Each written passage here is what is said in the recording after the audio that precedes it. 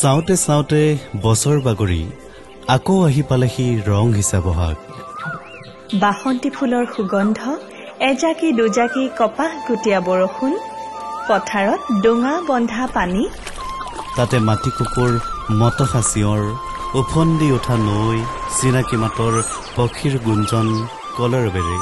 এতিয়া দশো দিশে এক ভৰণ পৰিৱেশ।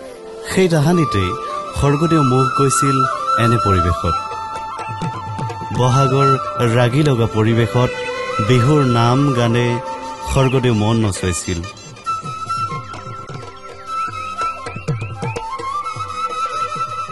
সেই চাগে বিহুক ৰাজকীয় মৰ্যাদা দি নিজৰ মাজলৈ, জাতিৰ মাজলৈ লৈ আনিছিল।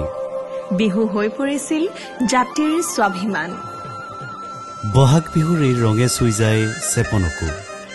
চেপন য'ত কমুৱা তোলা উৰে মুক্ত চিত্তে, য'ত জাতি ধৰ্ম বৰ্ণ নিৰ্বিশেষে বিহুনাম গায়, বিভেদ পৰিহাৰ কৰি বিহুলৈ যায়, দশো দিশে সমন্বয় বতৰা বিলায়।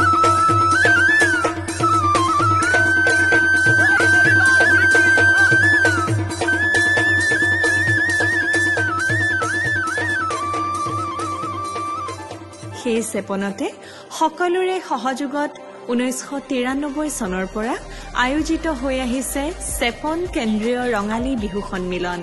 স্বকীয় ৰূপ লাৱণ্যৰে নিজা গৰিমা আৰু সমৃদ্ধিক সন্মিলনখনে উদ্ভাসিত কৰি ৰাখিছে অনন্য ৰূপত।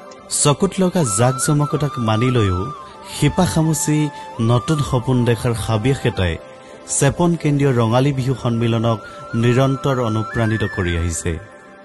1993 চনৰ পৰা আজিৰ দিনলৈকে যি গৰিমাময় যাত্ৰা, এই যাত্ৰাৰ প্ৰতিটো খোজেই নিভাজ গণবিনোদন আৰু আকাংক্ষিত গণ উন্নয়নক প্ৰতিনিধিত্ব কৰি আহিছে।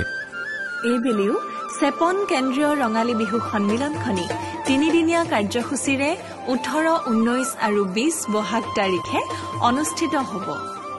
ধাৰাবাহিকতাৰ বাটেৰে আগবাঢ়ি এইবেলিও এৰি অহা দিনৰ দৰে আয়োজিত হ'ব চেপন কেন্দ্ৰীয় ৰঙালী বিহু সন্মিলন। গতিকে ৰাইজক চেপন মহাবিদ্যালয়ৰ বাকৰিত অনুষ্ঠিত হ'বলগীয়া বিহু সন্মিলনখনিলৈ সাদৰেৰে নিমন্ত্ৰণ জনালো। আহিব, ৰঙালীৰ ৰং গাঁথ সানি একেলগে ৰঙিয়াল কৰিম আমাৰ মন, আমাৰ জীৱন।